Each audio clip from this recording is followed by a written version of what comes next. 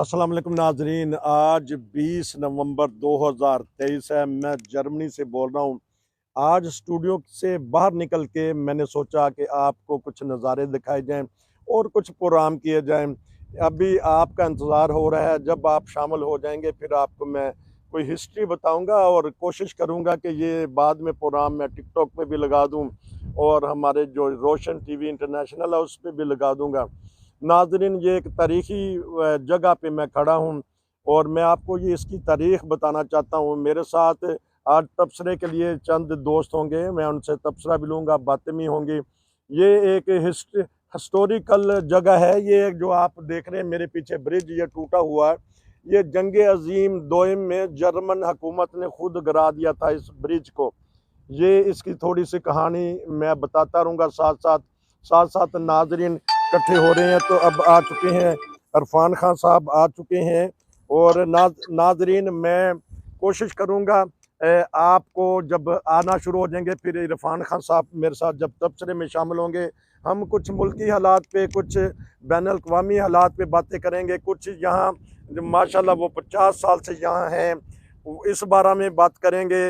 और जो भी हो सका हम आपको एंजॉयमेंट आज करवाएंगे, क्योंकि आज 20 नवंबर है, सूरज निकला हुआ है। तो इरफान खान साहब इस वक्त लाइन पे हैं। जी अस्सलाम वालेकुम। क्योंकि प्रोग्राम तो शुरू हो चुका है, लेकिन तबसरा शुरू करने से पहले मैं सिर्फ यही पूछना चाहता हूँ, माशाल्लाह 50 साल से जर्मनी में है, बहुत ही ज़बरदस्त किस्म का मौसम है राइन वैली में। तो बताइएगा कि कब से आप राइन वैली में या रूडरसहम आना शुरू है? याद है कुछ 70 की दिहाई का? देखिए, राइन वैली तो फ्रैंकफर्ट से कोई इतनी ज्यादा दूर नहीं है और पहली तफरीका जो है वो जर्मनी के करीब वो यही रोडसहाइम ही है जी। ट्वाइस करके टाउन, उसके अंदर आप ड्राइव कर सकते हैं, एक अच्छी ड्राइव मिल जाती है आपको जी। लेकिन नज़ारा और पानी और दरिया का नज़ारा जिसमें कर रहे हो, खैरगाह जो है रोडसहाइम ही है। और यहाँ भी 73 में पहली दफा आया था मैं। अच्छा, 1974 में कि 77 में? 73 में जी। 73 में। देखें नाजरीन, उस वक्त तो बहुत सारी जो नस्लें पैदा ही नहीं हुई होंगी। 1973 में इरफान खान साहब पहली दफ़ा रूडसहाइम आए थे, क्योंकि रूडसहाइम जगह ये कैसी है, एक तारीखी जगह है, तारीखी जगह पे मैं खड़ा हूँ। तो मैं कहता हूँ कि नाज़रीन को भी बता दूँ, खान साहब ये जो ब्रिज है, ये पुल है, ये जर्मन हुकूमत ने खुद गिरा दिया था, जर्मन आर्मी ने। ये 1913 में इसको बनाया गया था, 2 साल बाद, क्योंकि परली तरफ फ्रांस की फौजें आ गई थी, जिसको बिंगन कहते हैं। वो देखें अभी तक वो पुल जो तोड़ के रखा है वैसे ही का वैसे ही रखा है। हम नाज़रीन को भी दिखाएंगे कि इसको फिर उन्होंने खुद गिरा दिया था ताकि उधर की फौजें इस इलाके में ना आ सकें। ये सारे नज़ारे नाज़रीन को मैं पीछे दिखा रहा हूँ। ये ब्रिज टूटा हुआ, वो देखे ऊपर पोस्ट भी है, चौकी जिसे आर्मी की पोस्ट कहा जाता है, वहाँ से चेकिंग होती थी। ये एक माहौल ऐसा था, मैंने सोचा कि दरिया भी आया हुआ है। अच्छा, तो ये दरिया चढ़ जाता है, सैलाब को इन्होंने बड़ा कंट्रोल किया हुआ है। तो क्या हिकमत अमली होती है, इसकी पॉलिसी क्या होती है कि ज़्यादा तबाही नहीं मचाता? नहीं, पानी कई दफा चढ़ा है यहाँ पे, पानी उससे बाहर भी आया था किनारों से, लेकिन क्योंकि यहाँ दरिया की चौड़ाई इतनी ज्यादा है और गहराई भी है रोडसहाइम और बिंगन के दरमियान, जिस वजह से पानी ज्यादा बाहर नहीं आता कि नुकसान पहुंचा सके। हाँ, जहाँ पे जहाज की पीछे दरिया की चौड़ाई कम हो जाती है और गहराई कम है, वहां पर पानी बाहर आ जाता है। जगह जगह आप राइन वैली पे अगर आप साथ से ड्राइव करें तो जगह जगह ऐसे निशानात लगे हुए हैं और वहां पे सन भी लिखा हुआ है कि भाई इस सन में यहाँ तक पानी जो है वो अब ऊपर आ गया, या इस सन में यहाँ तक पानी का फैलाव जो था वो जगह जगह जब उन्होंने उसको महफूज किया हुआ है अपनी हिस्ट्री को, तो वो आपको मिलता है। तो क्योंकि आपने भी हिस्ट्री अच्छी तरह याद की हुई है कि आपको तो निशानात तक का पता है कि रुक के आपने देखा है कि उस वक्त पानी कहाँ से कहाँ आया। लेकिन कोई 15-20 साल से ज़्यादा यहाँ रूडसहाइम के इलाका में नहीं आया। कहते हैं आगे अगर कोबलेंस की तरफ चले जाएं, उधर बाज़ गांव पिछले साल, उससे पिछले साल वहाँ तबाही मचाई थी सैलाब ने और बहुत सारी तंजीमें वहाँ गई थी मदद के लिए। तो बताइएगा इस बारे में कि वहाँ, क्योंकि आप तो फिरे हैं सारा आगे तक, वहाँ इसकी चौड़ाई कम हो जाती है या क्या वजह है? एक तो ये कुछ इलाके में बारिश बहुत ज्यादा हुई थी उस अच्छा। वक्त जम के अंदर ही, हम्म, और फिर ये है कि वहाँ दरिया की चौड़ाई कम है, इस वजह से पानी जो है वो बाहर आ गया था, और वो काफी बड़ी तबाही जर्मनी के अंदर नोट की गई थी, जिसमें ह्यूमैनिटी फर्स्ट ने भी काफी काम किया था। ह्यूमैनिटी फर्स्ट एक अदारा है जो पूरी दुनिया में यहाँ जहाँ भी कहीं हादसात होते हैं, जलजले आते हैं, सैलाब आते हैं, वहाँ पे फौरी तौर पे चले जाते हैं। नाजरीन हमारी सुन रहे हैं, नाजरीन को एक मैं सीन दिखाना चाहता हूँ, शायद आप भी देख रहे हो। वो देखे कि मछली के शौकीन है जो देखे कि वो दरिया के अंदर जाके, मैंने कहा कि चले नाजरीन को ये भी बता दूँ कि दरिया के अंदर जाके वो कर रहे हैं, उन्होंने अपना शौक पूरा करना है। तो नाज़रीन को ये भी बता दें कि यहाँ मछली खाई नहीं जाती दरिया की, क्योंकि मछली वैसे सस्ती है, तो इसलिए दरिया में अपना शौक पूरा कर लेते हैं। वो नाज़रीन देखें कि वो हमारे जो एक शिकारी हैं वो शिकार भी कर रहे हैं। और क्योंकि यहाँ कहते हैं कि 15 किलो 20 किलो की भी मछली पकड़ी गई है, बाज़ इलाके ऐसे हैं दरिया के। तो ये सिर्फ शौक के लिए होता है कि जब हम शुरू में आए थे तो बहुत सारी मछली जो हैं नाज़रीन ये दे देते हैं शिकारी, वरना नहीं तो ये दरिया में दोबारा उसको फेंक देते हैं। तो मैंने कहा कि चलें प्रोग्राम शुरू करने से पहले, क्योंकि एक हिस्ट्री है इस पुल की, तो मैंने सोचा कि चलें खान साहब को पता करें। अब हम ऐसी सूरत हाल पे बात करेंगे, आलमी सूरत हाल पे बात करेंगे। हाँ जी खान साहब बताइएगा कि पाकिस्तान में अदालतें भी अपना दे रही हैं, और पाकिस्तान में एक हादसा पेश होता है। यहाँ से मैं पूछूंगा कि एक जो नया अभी बालग भी नहीं बच्चा हुआ, वो 6 बंदों को टक्कर मार के मार देता है, उस हादसे में वो शहीद हो जाते हैं। तो इस बारे में बताइएगा कि कहाँ कोताही होती है? कोताही घर से शुरू होती है। हर घर के अंदर ये मंजर पाकिस्तान में नजर आता है कि 12-12, 11-11 साल के बच्चे जो है मोटरसाइकिलें लेके फिर रहे हैं जी। और ये वहाँ के जिनके वो बच्चे हैं, वालिदैन का फर्ज है कि वहाँ पे सख्ती करें और कानून का एहतराम करें और उनको बताएं कि भाई आप जब तक आपके पास लाइसेंस नहीं आता उस वक्त तक आप मोटरसाइकिल नहीं चला सकते, कार नहीं चला सकते। लेकिन पाकिस्तान के ये नहीं कि भाई गिनती में ऊपर आप हाथों की गिनती पे गिन लें, बल्कि सैकड़ों में, हर घर में मैं तो कहता हूँ कि मैंने ये नज़ारा देखा है। भाई वहाँ पे लोग मोटरसाइकिलें भी चलाते हैं बच्चे, और वहाँ पे छोटी उम्र के अंदर कारें चलानी शुरू कर देते हैं जिन्हें अभी ट्रैफिक की पूरी तरह समझ नहीं होती। इस बात को कोई वैल्यू ही नहीं है कि भाई ये हमसे जो हम सड़क पर कार लेके आ गए हैं, इससे दूसरों की जानें गैर महफूज हो जाती हैं। और फिर यह है कि भाई कानून जो कहता है कि भाई जब तक लाइसेंस ना हो उस वक्त आपको नहीं वहां पर सड़क आना चाहिए। इसमें वालिदैन भी कसूरवार है और सोसाइटी भी कसूरवार है, सारे ही कसूरवार है, कोई एक कसूर किसी एक का कसूर नहीं है। पूरा माशरा सोसाइटी जो है उसमें कानून का एहतराम नहीं है, कानून की वैल्यू कोई नहीं है, इसलिए ऐसे हादसा हो जाते हैं।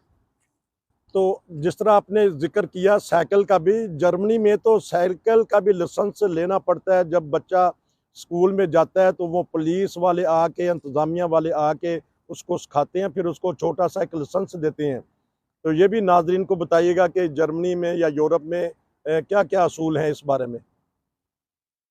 देखिए जर्मनी में तो जो ड्राइविंग लाइसेंस है वो तो 18 साल या 16 साल की उम्र से शुरू होता है। पहले 18 था, अब ये कि आप 16 से शुरू कर सीख सकते हैं, जो 17 के होते हैं आपको लाइसेंस मिल जाता है। और लेकिन यह है कि जो साइकिल है उसके लिए भी बाकायदा स्कूलों के अंदर जो जिसको ग्रुंडशुले या कहते हैं 5वीं जमात तक होता है, उसी में ही पहली दूसरी जमातों के अंदर बच्चों बाकायदा पुलिस वाले सिखाने के लिए आते हैं। फिर पुलिस बाकायदा उनको लेके निकलती है, उनका टेस्ट लेती है कि हाँ जो हमने इनको सिखाया है उसके मुताबिक ये कर रहे हैं, और फिर उनको अलाउ होता है कि हाँ आप सड़क पर आ जाएं साइकिल के साथ। उससे पहले उसको उनको भी अलाउ नहीं किया जाता। उसमें यह है कि वालिदैन का किरदार है, वालिदैन भी नहीं अलाउ करते जब पुलिस जब तक उनको क्लियर ना करे, उनको बच्चों को अपने साथ साइकिलों पे लेकर नहीं निकलते, ना उनको साइकिल चलाने देते हैं। और पहल जब तक कानून का एहतराम जहाँ है वहाँ पे इस किस्म के हादसा कम होते हैं। चलें जी, अब एक मैं जो सियासी सवाल कर लेता हूँ। बिलावल भुट्टो की लाइन और है, आसफ जरदारी की लाइन और है, तो इनमें बताइएगा कि तजाद है या इसमें कुछ पॉलिसी होती है? क्योंकि वो जब जलसे में ऐलान करते हैं वो नून लीग पे तनकीद कर देते हैं बिलावल, और जो आसिफ जरदारी हैं वो इलेक्शन कमीशन पे मुकम्मल अतमाद किए हुए हैं कि साफ सुथरे इलेक्शन होंगे। जी देखें, अगर पीपल्स पार्टी ने कोई डील की हुई है एस्टेब्लिशमेंट के साथ या इलेक्शन कमीशन के साथ, तो मैं नहीं कहता, लेकिन इम्कान है कि भाई कोई ना कोई डील उनकी जो है एस्टेब्लिशमेंट के साथ हुई भी हो किसी सतह के ऊपर। वो जरदारी साहब ने की होगी, वो बिलावल भुट्टो ने नहीं की होगी। और ये भी कोई जरूरी नहीं है कि बिलावल भुट्टो को उस डील का पता हो। अच्छा, इसलिए वो अपनी स्टाइल से सियासत कर रहे हैं, लेकिन आखिरी फैसला वही होगा जो जरदारी साहब करेंगे, या जो जरदारी साहब कहेंगे पीपल्स पार्टी उसी तर्ज के ऊपर जो है वो इलेक्शन लड़ेगी। तो इसलिए ये सियासी बयान जो है वो इन पर ना जाए, इलेक्शन का माहौल बनने दें। इलेक्शन की एक दफा नॉमिनेशन शुरू हो जाए, कागजात नामजदगी वगैरह या पार्टियों की तरफ से ऐलान हो जाए कि आज फलाना बंदा हमारा कैंडिडेट होगा, उसके बाद जो है सूरत हाल जो है खुलनी शुरू होगी। लेकिन एक बात जो बड़ी जरूरी है पाकिस्तान की सियासत के लिए, और उसकी तरफ सियासतदानों का जो है अभी तक रुझान पैदा नहीं हो रहा, वो जो है कि मुस्तकबिल की सियासत से अपनी जो माजी की सियासत है उससे अपनी जान छुड़ाएं। माजी की सियासत के अंदर आप देख लें, ये सारे बरसरे इक़्तिदार रहे और सारे एक दूसरे के गिरबान पकड़ते रहे। जो भी इक़्तिदार में आया उसने दूसरे की बुराई की, दूसरे की खामियां बयान करनी शुरू कर दी, दूसरे को नीचे दिखाने की कोशिश की, उनको जेलों के फेरे लगवाने की कोशिश की, मुकदमात बनाने शुरू कर दिए, जिससे एक दुश्मनी की बुनियाद पड़ गई। और पाकिस्तान की सियासत को में जो दुश्मनी की बुनियाद पड़ी हुई है एक दूसरे के खिलाफ, उससे बहुत ज्यादा नुकसान हुआ सियासत को भी और मुल्क को भी। तो इसलिए अब जो कम से कम इनको होश करना चाहिए। इन्होंने सब ने एस्टेब्लिशमेंट के साथ भी राब्ते करके देख लिए, एस्टेब्लिशमेंट के साथ चल के भी देख लिया, आखिर इनको वही करना पड़ा जो नारे लगाते रहे, उससे हटके इन्हें वही रास्ते इख्तियार करने पड़े जो एस्टेब्लिशमेंट ने कहे। अब नवाज शरीफ साहब जो इतना दावा करते थे इज्जत, वोट को इज्जत दो, वोट को इज्जत दो, आज वो उनकी जुबान भी बिल्कुल बदली हुई है, उनका लहजा बदला हुआ है, उनके सियासत में धीमापन आ गया है सियासत के अंदर। ये सब इस चीज की निशानदही करती है कि भाई इन्होंने आखिर किसी न किसी के साथ जो है उन्होंने कोई मुआहदा किया है, या किसी के कहने में आ गए हैं कि हम अब सियासत का रुख ये रखेंगे। तो जब दूसरों के लिए इतनी वो सख्त बातें करने के बाद ये पीछे हट सकते हैं, तो अपने सियासत के जो साथी हैं उनके साथ क्यों दुश्मनी लेके चलते हैं। इसलिए सबसे पहला सबक इनको ये लेना चाहिए कि भाई सियासत में एक दूसरे के खिलाफ सियासत करनी है, जाती दुश्मनी में नहीं बदलनी।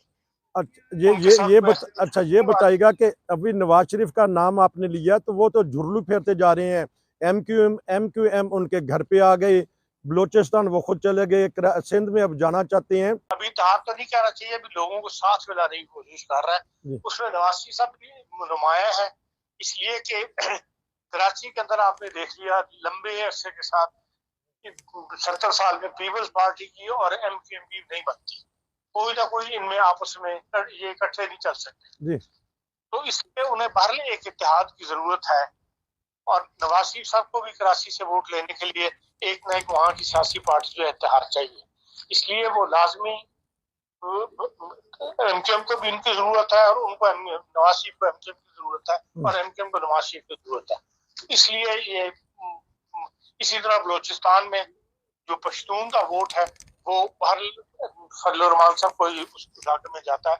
फजल रहमान साहब बलूचिस्तान से ज्यादा सीटें लेते हैं, तो वहां भी नवाज शरीफ साहब की अपनी आवाज कम है, उन्हें वहां भी फजल रहमान साहब के साथ इत्तेहाद करना पड़ेगा। इसलिए अभी तो ये बातें शुरू हुई हैं, और किस सीट पे किसको खड़ा करना है और किसको सपोर्ट करना है, ये आहिस्ता आहिस्ता खुलना शुरू हो जाएगा। लेकिन बहरहाल इलेक्शन में ये बात तो वाज़ेह है कि कोई एक भी पार्टी जो है वो खुद इंडिपेंडेंट इलेक्शन लड़ने की पोजीशन में नहीं है, जो भी लड़ेगा किसी न किसी को साथ में लाके आगे सियासत में आ सकेगा। इत्तेहाद बनने जा रहे हैं पाकिस्तान में, तब भी वो कामयाब होंगे। नाजरीन, ये हमने पाकिस्तानी सियासी सूरत हाल पे बात की है, आप दोस्तों को शेयर करवा देता हूँ। नाजरीन, ये मैं खूबसूरत सीन नाजरीन मैं आपको दिखा रहा हूँ टिकटॉक पे। ये देखें, ये पुल जो है आपको मैंने बताया था कि ये गिरा दिया गया आर्मी की तरफ से। जर्मनी की आर्मी ने खुद इस पुल को गिरा दिया था। आप इस वक्त लाइव वो नज़ारा देख रहे हैं जंगे अजीम दोयम में। जो हमारे साथ अब जुड़े हैं उनको ये बता दें कि जंगे अजीम दोयम में ये पुल जो गिरा दिया गया था इसलिए कि दूसरी तरफ, दरिया के दूसरी तरफ फ्रांस की फौजें आ चुकी थी।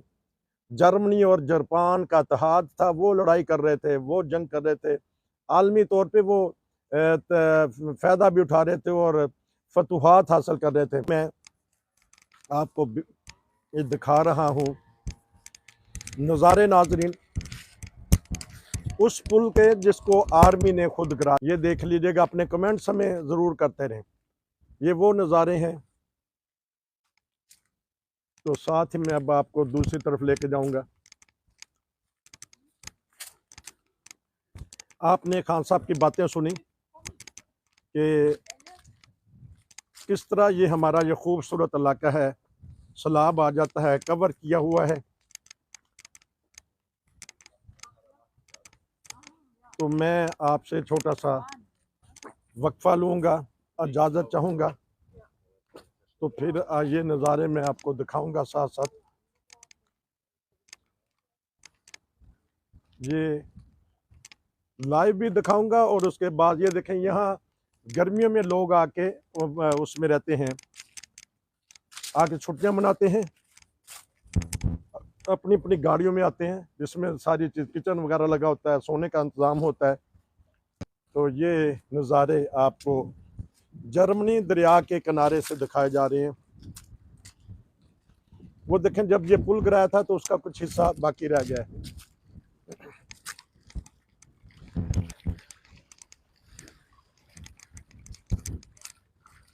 ये खूबसूरत नज़ारे आपको दिखाए जा रहे हैं।